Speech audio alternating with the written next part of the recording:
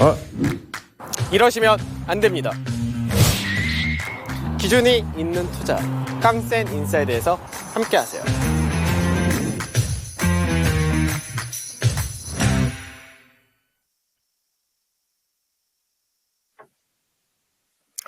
네, 안녕하십니까. 깡센 인사이드 강재훈입니다. 오늘 시장이 상당히 강하게 잘 움직인다, 이렇게 되겠죠.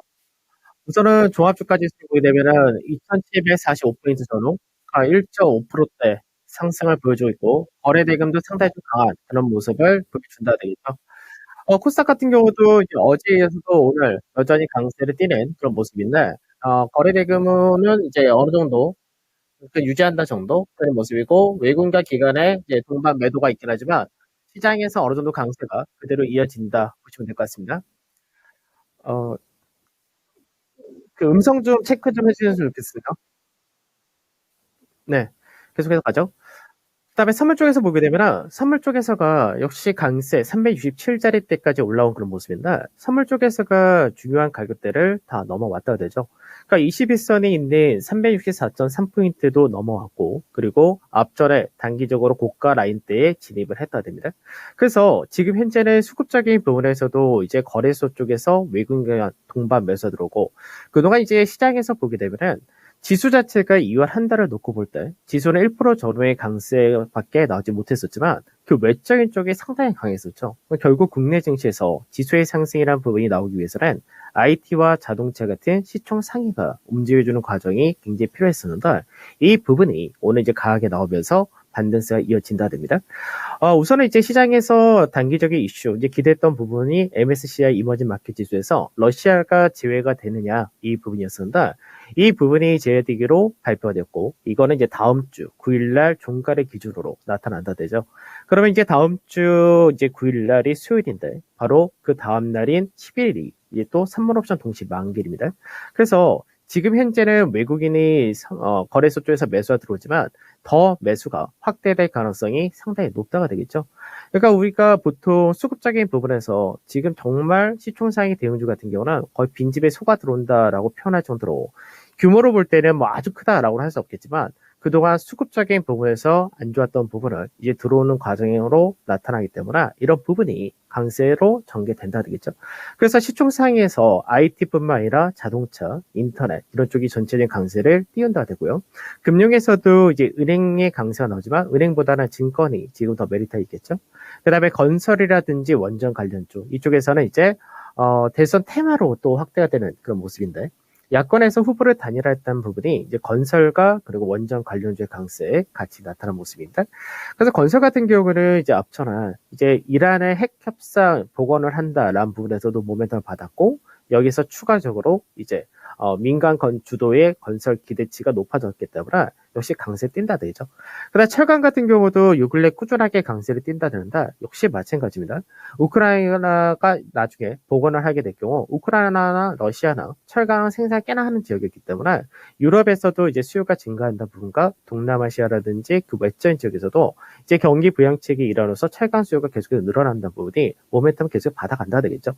그러니까 시장에서 결국은 이제 저가 메리트가 있는 쪽에서 이제 여러 가지 우크라이나 이런 문제가 지금 현재는 국내 증시의 부정적인 부분보다는 긍정적인 쪽이 더 나타난다 되겠죠.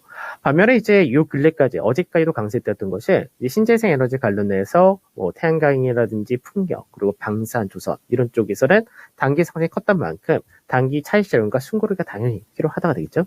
그러면 결과적으로는 시장 전체가 순환이 나타난다, 이렇게도 볼 수 있는 그런 케이스인데, 하나씩 더 체크를 하게 되면은, 우선 이제 어제도 설명을 해드렸지만 MSCI 이머징 마켓 지수에서 러시아가 퇴출될 가능성, 이렇게 될 경우가 4조에서 8조까지 들어올 수 있다, 이렇게 말씀드렸는데, 실제로 MSCI 코리아 인덱스에서의 비중은 삼성전자와 하이닉스 그리고 삼성전자 우선주까지 해서 반도체 쪽에서가 거의 40% 이상을 가져간다 되고요. 신규 상장주들이 많죠. 시총 상위에서는 카카오뱅크라든지 뭐 LG에너지솔루션도 들어가 있고 여러 가지 있는데, 실제로 그쪽 같은 경우는 아직까지 유동 비율이 작은 케이스이기 때문에 결국 이제 네이버라든지 카카오 이쪽이 그 다음에 비중을 차지한다 되고요. 그리고 난 다음이 자동차, 그리고 바로 은행 이런 쪽에서가 차지한다가 되는 케이스입니다. 그래서 국내 증시에서 IT와 자동차 같은 경우는 이제 러시아 관련해서도 이제 수출 규제가 들어갈 수 있다 이런 우려도 상당히 많았었는데 최근 들어서 이게 나왔던 것 중에 하나가 해외 직접 생산품 규칙해주고 FDPR 이 부분을 우리나라가 예외를 받을 수 있을 것이냐 이런 법이 있었는데 여기서도 이제 스마트폰이라든지 세탁기, 자동차 같은 일반 소비재는 예외로 적용을 하기로 했기 때문에 시장에서 우려했던 부분 어느 정도 완화시킨다 되겠죠. 그래서 결국 이게 시장에서 약세장이 들어오게 되면은 심리가 약하게 됩니다.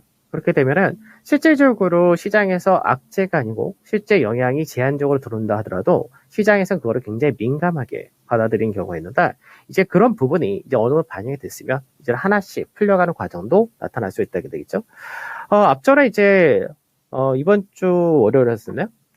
시장에서 이제 지수에 대해 설명을 드릴 때 선물 지수를 기준으로 할 때 중간 마디가 364.3포인트에서 366.3포인트 이 가격대가 중간 마디라고 말씀드렸는데 이 가격대를 이미 뚫었죠. 그러면 이제는 370에서 372.5포인트 여기도 기대할 수 있다고 하는데 특히나 이제 다음 주 선물 옵션 만기를 놓고 볼 때 수급적인 부분에서 기대 부분이 더 많아졌다고 됩니다.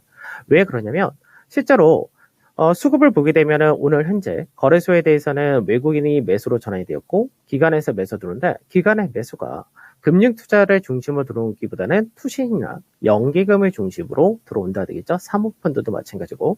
그러면 이제 베이시스의 강세가 이어진다 되면은 실질적으로 이제 금융 투자에서 들어올 수 있는 물량은 상당히 많다 되겠죠. 그래서 금융 투자에서는 나갈 수 있는 물량 거의 다 나간 상태에서 들어올 수 있는 물량이 상당히 많은 케이스고 여기에 MSCI 러시아가 편입해서 제외된다 부분도 들어오기 때문에 역시 상당히 이제 수급적인 부분에서 들어올 수 있는 범위가 굉장히 크다 이렇게 보시면 될 것 같습니다. 그 다음에 이제 아무래도 다음 주 선물 옵션 만기를 놓고 볼 때 우선 선물 쪽에서 흐름을 볼 때는 선물 자체가 중간 마디는 돌파를 했고 여기서 이제 상단 자리에 넘어가냐 부분인데 앞전에 상단을 두 번을 건드렸죠. 결국 이제 시장 자체가 어차피 가는 구조에서 여러 가지 이슈가 있다 보니까 그 부분이 국내 증시는 특히나 타이밍이 안 맞은 그런 케이스였는데 이 부분을 이제 만들어 간다가 될 가능성이 높습니다. 그러면 실제로 지금 현재 외국인들이 선물에서도 매수를 키우고 있지만 이제 옵션이라든지 이런 쪽에서도 전체적으로 상승 쪽에다가 무게를 많이 실어주는 그런 그림을 보여준다 되겠죠. 그래서 367.5에서 370이라는 자리대가 한 차례 저항으로서 인식이 되긴 하겠지만 이 라인대를 넘어간다면 위쪽 방향이 더 크게 열려 있는 것이 현재의 증시다 이렇게 보시면 될 것 같습니다.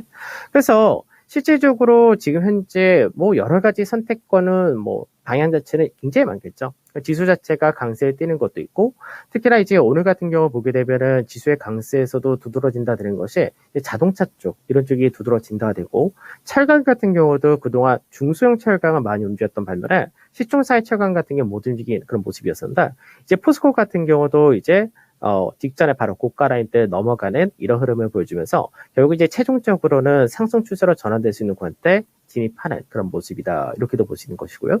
그다음 건설 같은 경우도 상당히 강하죠. 건설 같은 경우 요 근래 들어서 굉장히 강한 그런 흐름을 보여준다.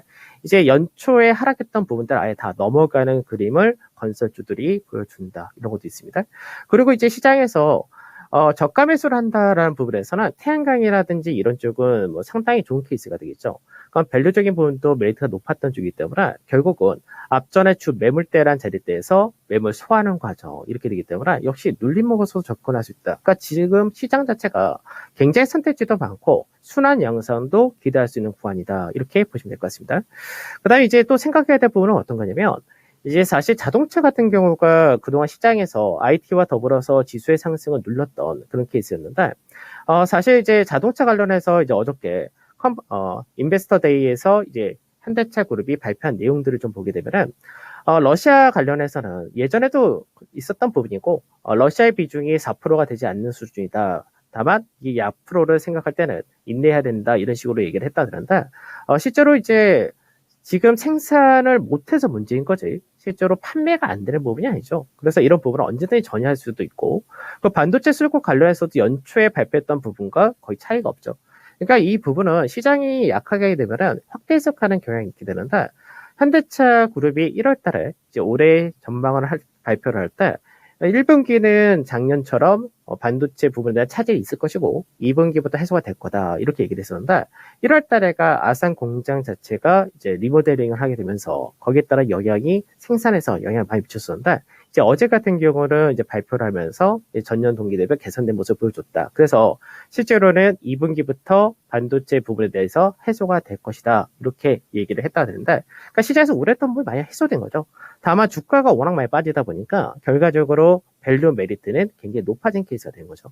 그러니까 이제 뭐든지 지금 시장에서 강세를 띠는 종목군들의 특징 자체가 다 비슷합니다. 밸류 자체가 원체 쌌었는데 그 부분에서 모멘텀이 들어오면서 강하게 움직였다 되는 것이 처음에는 해운부터 시작을 했었죠. 그 다음에 이제 OCI 같은 태양광도 들어오는 케이스가 되고 그 외적으로 이제 시장에서 이제 위드 코로나 된다면서 내수 관련된 뭐 현대백화점, 신세계나 이런 것도 꾸준히 강세 띄고 그 다음에 건설이라든지 철가 다 저평가들 된 종목군들인데 이런 쪽이 결국 모멘텀 받으면서 다 움직이는 과정 동일하기 때문에 시장에서 어차피 기본 틀은 변동이 없다고 생각하시고 지금은 강세 순환이 다 이어지는 그런 과정이 가능하다 이렇게 생각하시면 될 것 같습니다. 그래서 수급 자체가 국내 증시 자체가 이제 외국인과 기관이 시총상에 대해서 유입할 수 있는 구조가 만들어졌고 그리고 이제 중요 라인 때도 대부분 넘어간 상태에서 이제는 상단 자리에서의 매물 소화하는 과정을 보이면서 이제 그동안 올해부터 계속해서 저점 만들고 움직여서 박스권 상단을 넘어가는 과정이 나올 수 있느냐 이게 중요한 거고 순환 장세가 나온다는 부분에서는 결국 지수의 상승이라는 건 시총 상위가 중요하겠죠. 그래서 지수의 상승이라는 부분은 IT와 자동차, 인터넷 이런 쪽이 책임을 져야 될 것이고 그리고 요 근래 강세에 띄고 있는 신재생 관련해서 뭐 조선이라든지 뭐 태양광, 풍력, 수소 그 다음에 방사 이런 쪽도 다 괜찮다가 되겠죠. 그래서 국내 증시 자체는 그동안 먼저 하락도 크게 보였던 케이스였고 반등을 하려고 할 때마다 타이밍이 좀 안 맞았던 그런 모습을 보여줬었는데 이제 그거하고 달리 좀 더 상승이 더 나타날 수 있는 구간에 진입했다. 이렇게 보고 가시면 될 것 같습니다. 자, 오늘 저는 여기서 마무리하도록 하죠. 감사합니다. 네. 자, 오늘 마켓인사이드 모두 함께 보셨습니다. 시장은 2월 14일부터가 러시아발 우려감이 반영됐던 구간이었는데 그 이전 수준까지 회복하고 있는 모습을 보이고 있죠.